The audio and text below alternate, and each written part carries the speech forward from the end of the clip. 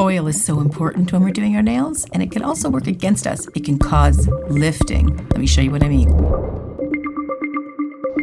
So when our nails are popping off or lifting off, it is usually due to poor application techniques or a result of too much oil left on the nail plate. So we want to dry that nail out. Oil is great at the end of a service. We want to replenish the oil for our skin. But at the beginning of the service, if we don't remove it off that natural nail bed, no matter what you're putting onto it, it has to be removed. If it's not removed, it's going to cause lifting. This is what it looks like when oil is interfering. It's not good. So I have a half natural nail and half acrylic on the other half. I'm doing some other videos, but I wanted to stop and do this one to show what I'm talking about. Oil is amazing, or it's the enemy. It's amazing at the end of the appointment. It's an enemy at the beginning of an appointment.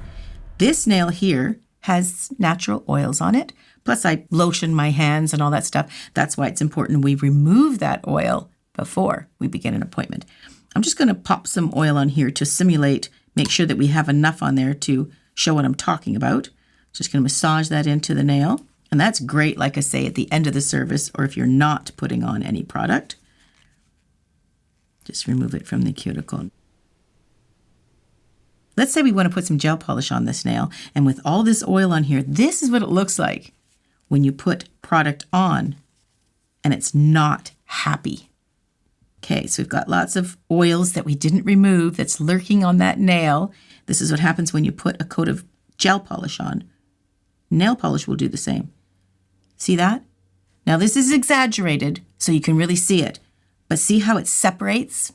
It's not happy. It's not adhering at all. It's really separating. So let's see, I'm sure I can put a second coat on. There's a little bit of gel on there now, but so I can put it on and sneakily it might start to look okay, but you can still see it's kind of bumpy and it's already separated. So even though it might look okay, if I kept this on and cured it, and then a few days later, it's probably going to peel. Well, I know it's going to peel right off. That's how important it is to not have any oils on your natural nail bed, or even on fake nails if you are doing anything, because again, oils from our life can get onto fake nails too. So that's why the nails need to be cleaned properly before we put any product on it. We don't want any oils on there. Now, how can we avoid that? Well, we can use alcohol, and it cleans up natural nails and it cleans up the gel off of a natural nail quite well, or even in this case, half fake and half natural. And that's cool. But if you are having any issues of peeling or lifting and you still did that, you cleaned it with alcohol, I'll just show you. It looks great. So it looks fine.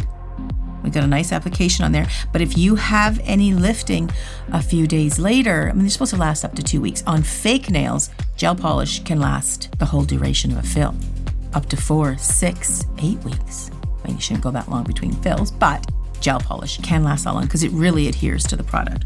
So if you're putting it on and it looks pretty good and you're still chipping within a week or so, it could be unforeseen oils. In the beginning of this experiment, we could see the oil was really on there and you could really see the effect. But if you pull back and not have as much oil, you can still have a little bit of oil on there. And it looks good, but in a few days, it will still chip off. So if I have a customer that has a propensity to too much chipping or the gel polish breaks, if we're having any issues like that or lifting way before they should, I will remove any oils with acetone.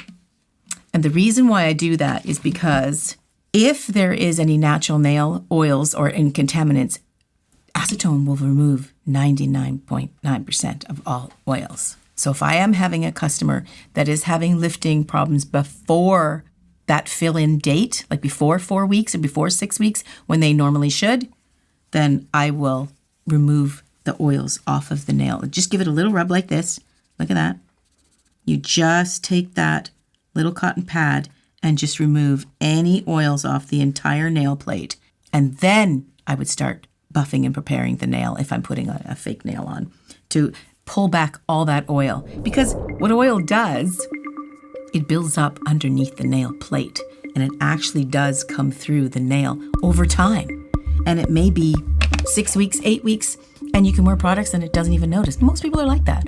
But sometimes we can have an excess amount of oil and it produces and it comes up more. And it can literally deflect whatever we're putting on top off. Hence popping, chipping. My nail polish is chipping in 2 days. My gel polish won't make a week. That's what's happening. Just too much oil, or natural oils are coming up from underneath. How do you prevent natural oils from coming up through the surface? Well, you really can't stop that, to be honest with you. That's just natural. But we can help push it back a little by using acetone to remove it off of the nail plate. So we got like a head start.